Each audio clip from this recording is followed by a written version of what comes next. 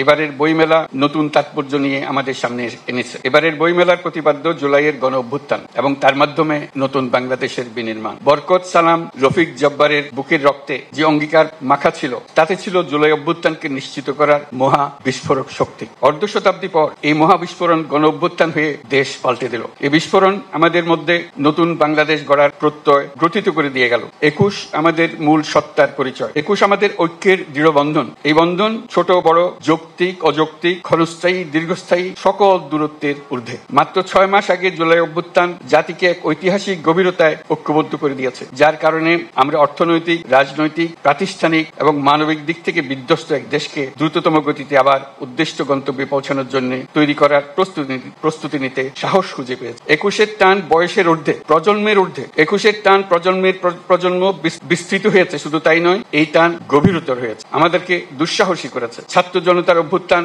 তারই জ্বলন্ত প্রমাণ। দুঃস্বপ্নের বাংলাদেশকে ছাত্র জনতা নতুন বাংলাদেশে রূপান্তরিত করার জন্য ঝাঁপিয়ে পড়েছিল। তারা অসম্ভবকে সম্ভব করে দেখিয়েছে। আমাদের তরুণ তরুণী, কিশোর কিশোরী রাস্তার দেয়ালে দেয়ালে তাদের স্বপ্নগুলো, তাদের আকাঙ্ক্ষাগুলো, তাদের দাবিগুলো অবিশ্বাস্য দৃঢ়তায় এঁকে দিয়েছে। আমাদের রাস্তার দেয়াল এখন ঐতিহাসিক দলিলে রূপান্তরিত হয়ে গেছে। এগুলির স্থান এখন আমাদের বুকের মধ্যে এবং জাদুঘরে হওয়া ছাড়া আর কোনো বিকল্প নেই। আমি অভিনন্দন জানাচ্ছি বইমেলার উদ্যোক্তাদের। তারা এই দেয়াল চিত্রগুলো মেলায় আসা এবং যাওয়ার পথে সুন্দরভাবে উপস্থাপন করেছেন। বাংলা একাডেমি আয়োজিত বইমেলা আমাদের জাতীয় জীবনের এক অবিচ্ছেদ্য অংশে পরিণত হয়েছে। ক্রমে ক্রমে এর গুণগত আয়োজনগত বিবর্তন হতেই থাকবে। বইমেলায় হাজির করার জন্য লেখক লেখিকারা সারা বছর প্রস্তুতি নিতে থাকেন যথাসময়ে নিজ নিজ বই সমাপ্ত করার জন্য। প্রকাশকরা অনেক আয়োজন করেন নিজেদের বইগুলো যথাসময়ে হাজির করার জন্য, গুণগত প্রতিযোগিতা সৃষ্টি করার জন্য এবং আগ্রহ বাড়ানোর জন্য। প্রতি বছর বিষয়ভিত্তিক সেরা লেখক স্বীকৃতির আয়োজন করলে লেখকরা এই স্বীকৃতি পাওয়ার জন্য এবং সেরা লেখকরা সেরা প্রকাশক পাওয়ার জন্য অনেক সহায়ক হবে। আমি এই প্রস্তাব দিচ্ছি। আমরা যদি ২১-এর ভাষা আন্দোলনকে আরো